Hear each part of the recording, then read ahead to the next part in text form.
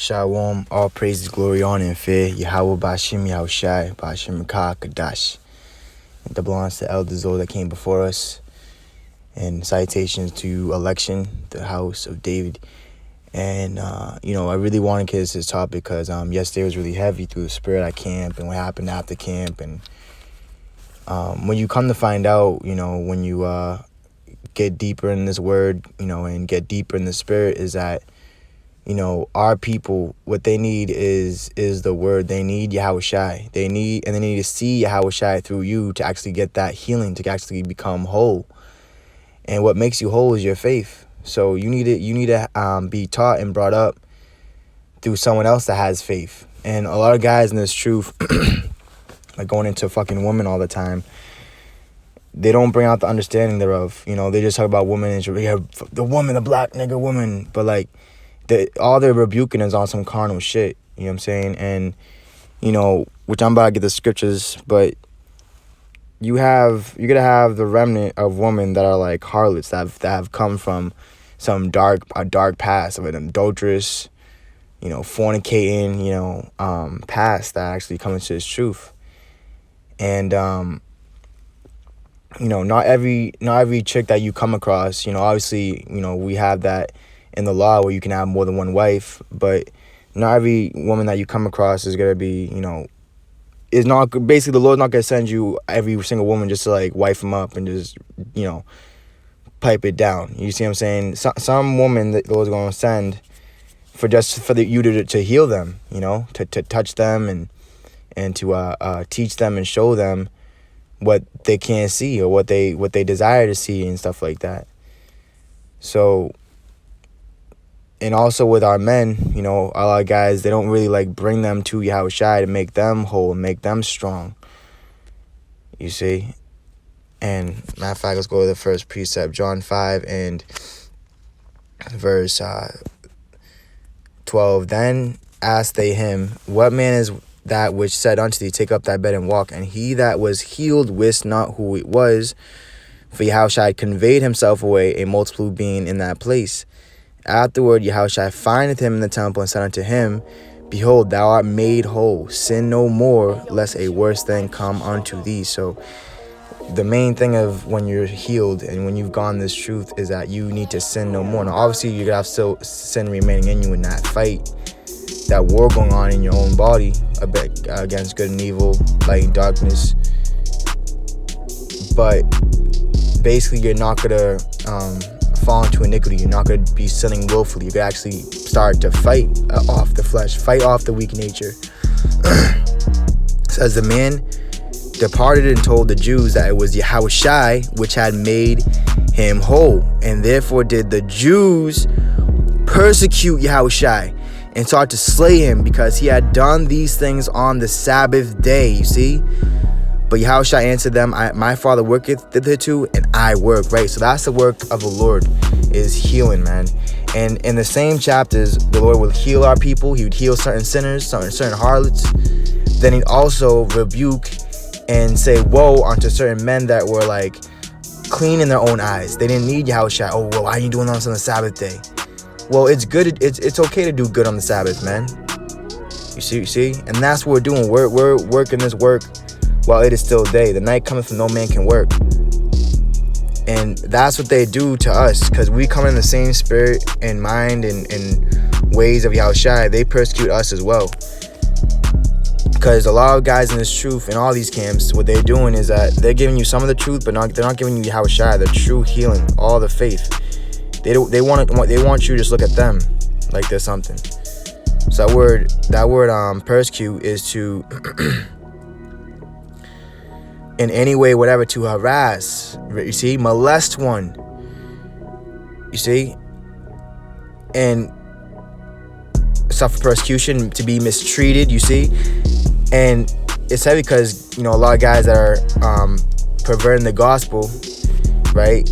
They're trying to pervert and molest you as well, Get you unclean, get you in a demonic, evil, dark mind frame like them. You see? And when you go to Luke 7, right? Let's go to Luke 7. Luke 7 in verse 37. All right, it says, and behold, a woman in the city which was a sinner.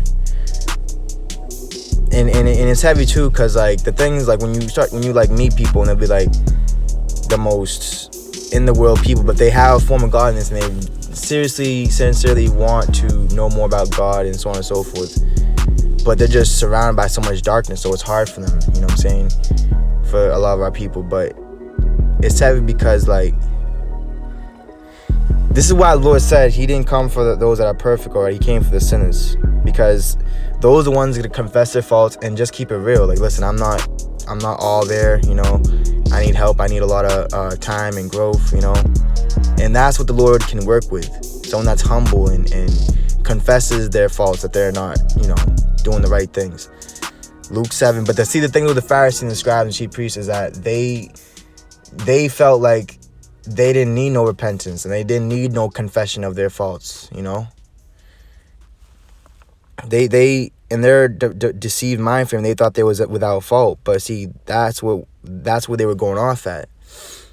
See, Luke 7:37, and behold, a woman in the city which was a sinner, when she knew that Yahawahshi sat at meat in the Pharisee's house, brought an alabaster box of ointment, and stood at his feet behind him, weeping, and began to wash his feet with tears, and did wipe them with the hairs of her head, and kissed his feet, and anointed them with the ointment. Now here's the point, 39. When the Pharisee which had bidden him saw it, he spake within himself. So this is what the Pharisee was saying in his mind. Because that's what you can do when you have the Spirit. You can actually read people's minds, and you know their thoughts, even without them even speaking. It says, and that's called telepathy. It's called spiritual power. It's called using your different senses. Luke 7 and verse 39 says, he spake within himself, the Pharisee, saying, this man, if he were a prophet, would have known who and what manner of woman this is that toucheth him, for she is a sinner. You see, so this Pharisee, oh man, if he was a real prophet, he'd know that this woman, oh, she's nasty, she's a freak, and he's letting her touch him. Oh, then he's not a prophet. You see? Now, when you let's go to Deuteronomy 23 and verse 17, it says, there shall be no whore of the daughters of Israel, nor a sodomite of the sons of Israel. So if it wasn't for the remnant, then our men would have been all sodomites, all effeminate, all weak, all bitch. And then our women would have been what? All whores, all harloted out, all whored out. You see? And I know behind closed doors, there's a lot of evil, wicked stuff going on with guys and women, man. Committing adultery on other men's wives, you know, coming across a harlot, and then just hitting and leaving it. That's not healing our people, man. That's making it worse. That's bringing more abuse and more confusion. You see, because when you go to, let me go to, I believe it's Leviticus. I haven't brought this out in a minute. Yeah, Leviticus 19 and 29. It says, do not prostitute thy daughter. And that's how you have to look at our people, man. Like, they're daughters. Like, you have to look at our people like they're sons, they're children, man. You see, they're orphans. They're without any guidance and structure. So that's what you need to bring into our people's lives, is order, structure. You see, the spiritual things. It says, do not prostitute thy daughter to cause her to be a whore, lest the land fall to whoredom, and the land become full of wickedness. And that's what this is happening in this time right now, man. Not just in general of our people, right, outside in the world, obviously, but even in the midst of this truth. You see, in the midst of this truth, and not being, over righteous, where, oh, you can't deal with a harlot. Well, yeah, you can, but there's a balance, man. There's a balance. And see, the Lord, when the Lord came, he showed you the way. He showed you how to handle certain situations and people. Not just to misuse people just because you want to get something out of it. You know what I'm saying? Sirach 4 and 10. Be as a father unto the fatherless, and a son of an husbandman unto their mother. So shalt thou be as a son of the Most High, and he shall love thee more than thy mother doth. So, and in these last moments, you can tell who is of the Lord, who loves the Lord, and who the Lord loves. because the world's gonna hate them, they despise them. They're gonna be coming like Yahawahshi. And then the Pharisees and the scribes and all these guys in the camps that think they're holier than thou, like it says in Isaiah 65, they say unto thee, go and stand by thyself, for I am holier than thou, don't touch me. You see? But see, that's what Yahawahshi did. He touched the hearts of the people. He let the harlots touch him. He put his hands on the sick, when others would have been like, man, I'm not gonna touch them. You see? Or if they did touch them, they touch them in a wrong way, in a molesting kind of way, perverting, persecuting way. Isaiah 1:17. Learn. Start with 16. It says,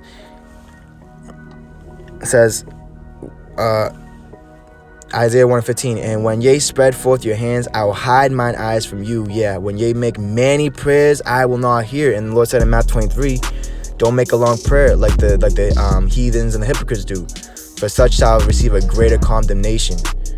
You see, when you make many prayers, I will not hear. Your hands are full of blood. You see, full of blood, full of the lives of the innocent, taking advantage of people, destroying people for what? Their lack of knowledge, them not being brought to Yahawahshi. It says, wash you, make you clean, put away the evil of your doings from before mine eyes, cease to do evil. And like the scripture say in Matthew 7, judge so that you be judged not. Well, you have to be right. You have to be right for you, so you can like help and heal and tell our people, hey, stop doing that. You know, don't be like the hypocrites where they tell you to stop doing something, but fucking they're doing it behind closed doors, man. And that's what tells you that what? The power is not behind what they're saying. There's no word. Their words don't hold no weight, man. And that's why a lot of guys, you don't go into the weightier matters of the law. You know, our words hold weight. Yahawahshi is behind us saying the same thing. So there's power, there's force in that, man. You see, he says, learn to do well, seek judgment, relieve the oppressed, judge the fatherless, plead for the widow. You see, and you're to do good.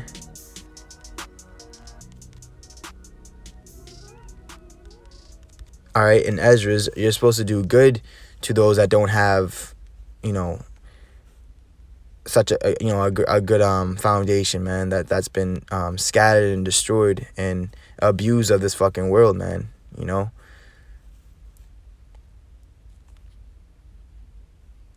Second Ezra 7 and verse. No, Second Ezra 2 and verse 20. It says,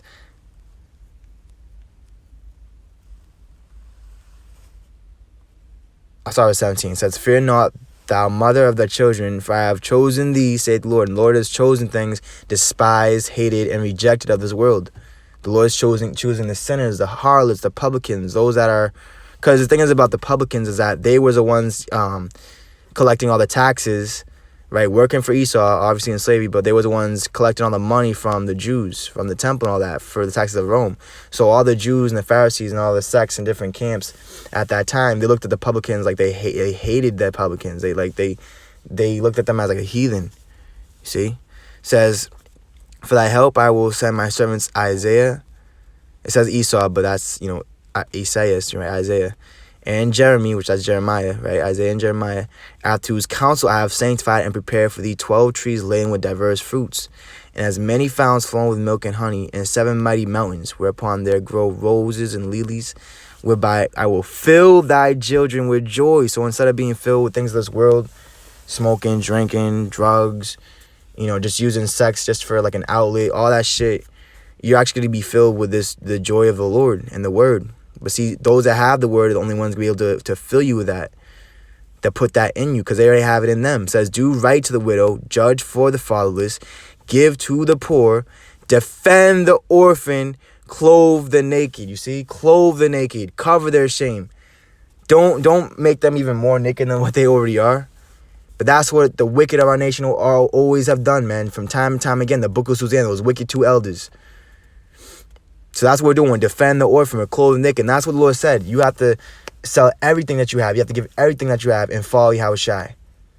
says, heal the broken and the weak, laugh not a lame man to scorn, defend the maimed, and let the blind man come into the sight of my clearness.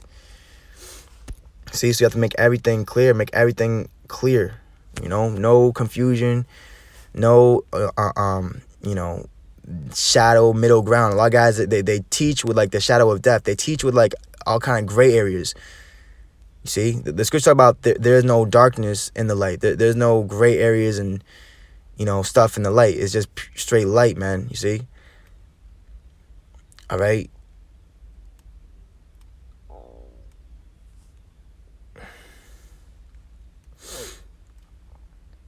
Matthew 21 and verse 32. For John came unto you in the way of righteousness, and ye believed him not, but the publicans and the harlots believed him. And ye, when ye had seen it, repented not afterward, that ye might believe him. So even when they see the Lord, and when they see the Spirit, when they see the truth and the works of the Lord that are hidden, and the sinners coming to the Lord's light and being healed and being baptized, confessing their faults between one another, keeping it real with each other, they still won't believe, even when they see it. Like it says in Hosea or Haggai, they still won't believe, even if it's told them. You see? And that's why the Lord said, let me get this real quick.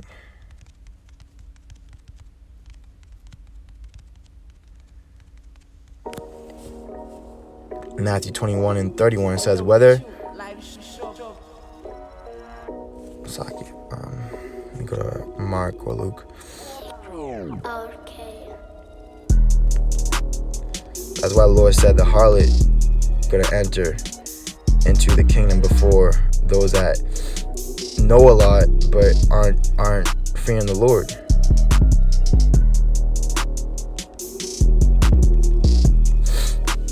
And that's what the Lord said. He said, he that feareth the Lord and knoweth little is greater than he that transgresses the Lord. You see, he goes off.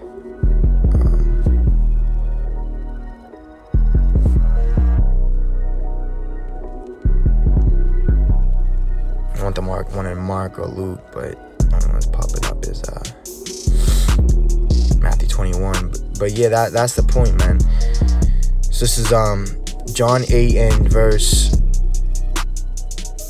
1. It says, Yahawahshi went unto the Mount of Olives, and early in the morning he came again to the temple, and all the people came unto him, and he sat down and taught them. And the scribes and Pharisees brought unto him a woman taken in adultery. And when they had set her in the midst, they said unto him, Master, this woman was taken in adultery in the very act. And this is really heavy, because what this tells you and shows you is that this chick, she was caught in the act. Like, her sins wasn't hidden. It was out in the open. Everyone saw her. Everyone, and that's like the elect, our nothing is hidden. Like Paul said, none of this was spoken in a corner.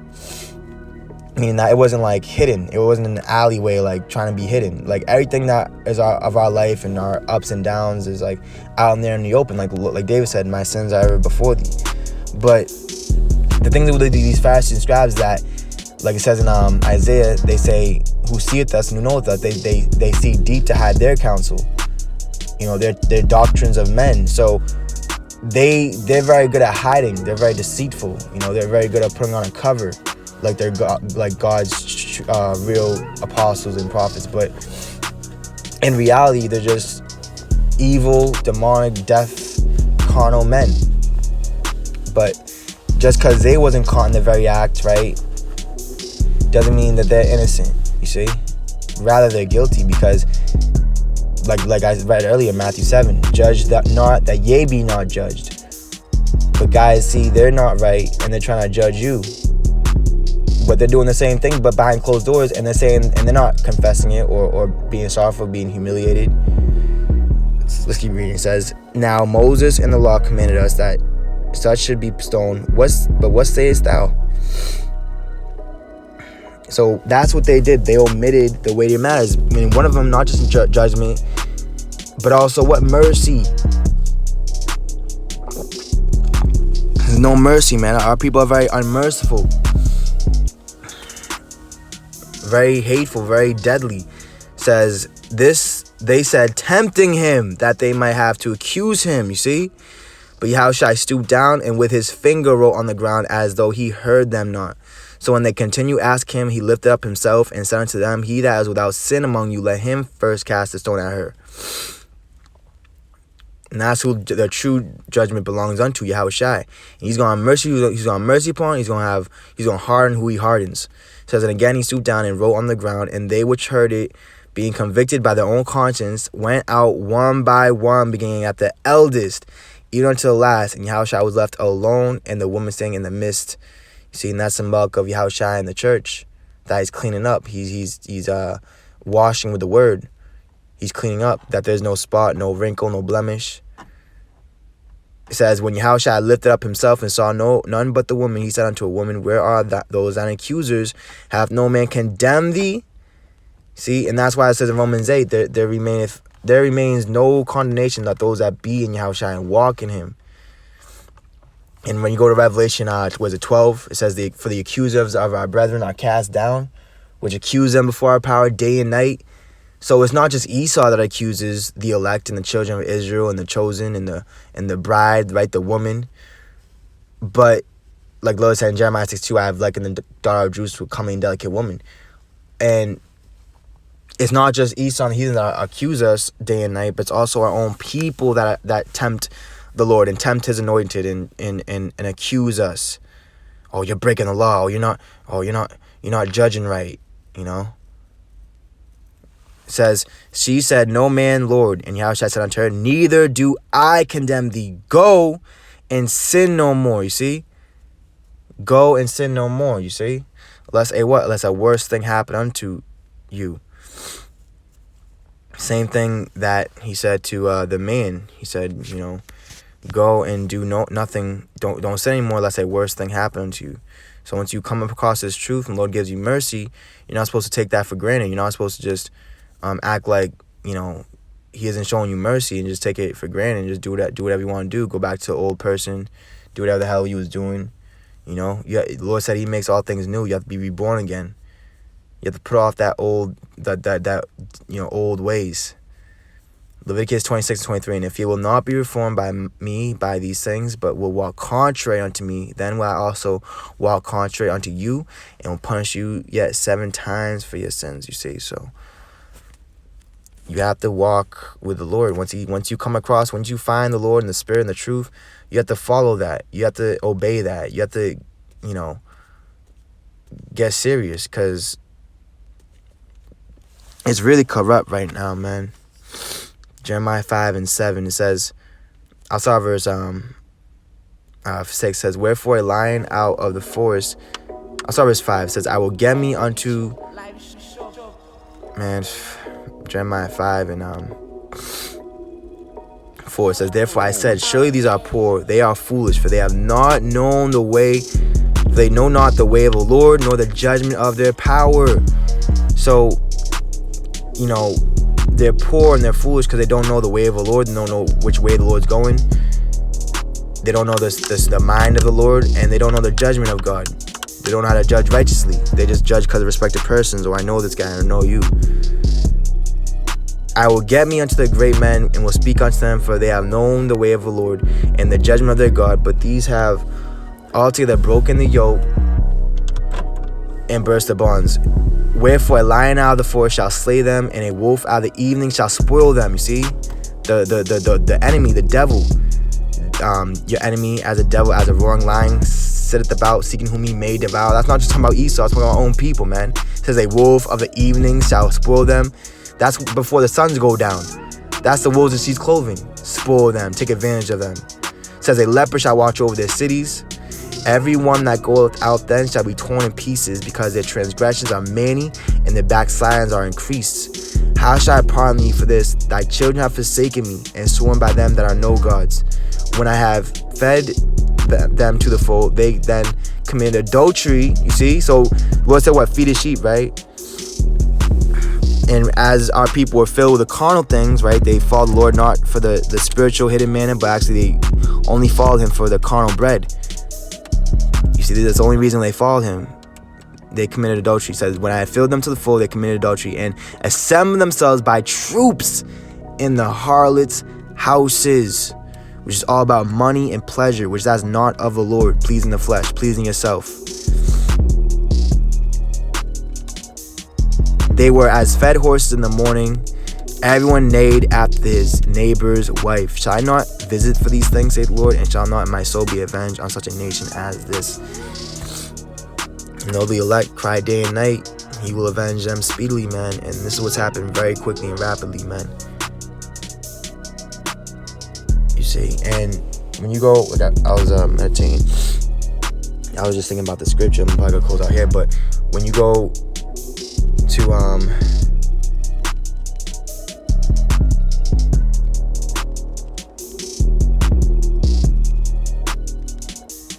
Chronicles, I believe it is. Yep, this is one of my favorite precepts. This is 2 Chronicles, right? 19 and verse 6. It says, and said to the judges, take heed what ye do, for ye judge not for man, but for the Lord, who is with you in the judgment. Wherefore, now let the fear of Yahweh be upon you. Take heed and do it, for there is no iniquity with the Lord our God, no respect of person, no taking of gifts. And it's heavy too, because verse 9, and he charged them, saying, thus shall ye do in the fear of the Lord, faithfully and with a perfect heart. And when you go to I think it was Hosea,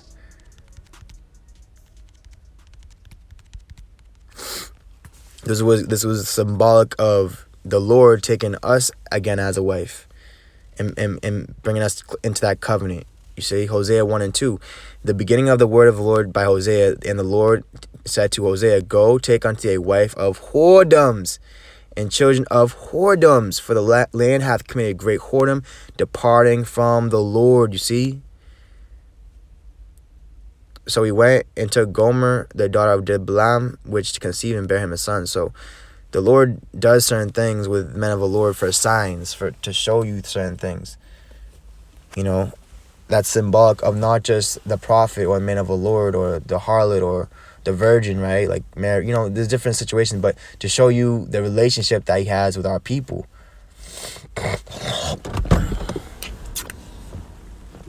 You see? The disownment of the 2/3, that ain't right, and then the adoption, the marriage of the elect, those are following after him with a whole heart. But I just want to bring that out, man. It's really heavy, you know what I'm saying? And our people need to be healed, and only the servants of Yahawahshi actually has that power to heal. That's why they were sent down by the twos, and the Lord gave them power over spirits, over unclean spirits, to heal, to baptize, you know, over devils.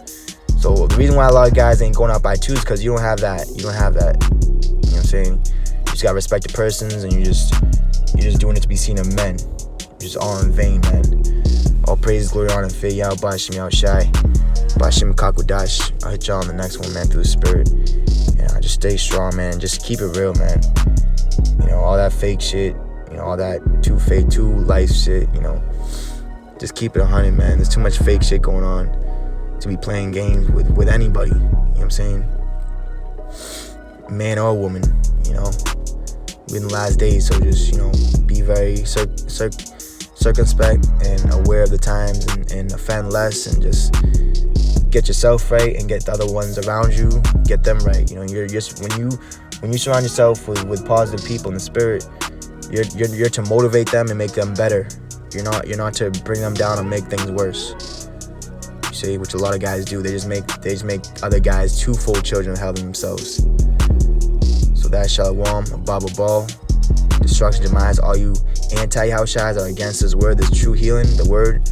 Because when you read it, Wisdom of Solomon 16 and 12 says, it was neither herb nor mortifying plaster that restored them to health, but thy word that restoreth all things.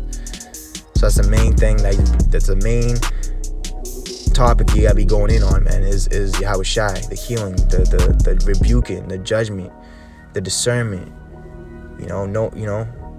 Knowing when to do this, knowing when not to do this, knowing when to refrain from embracing, knowing when to love, there's a time for everything.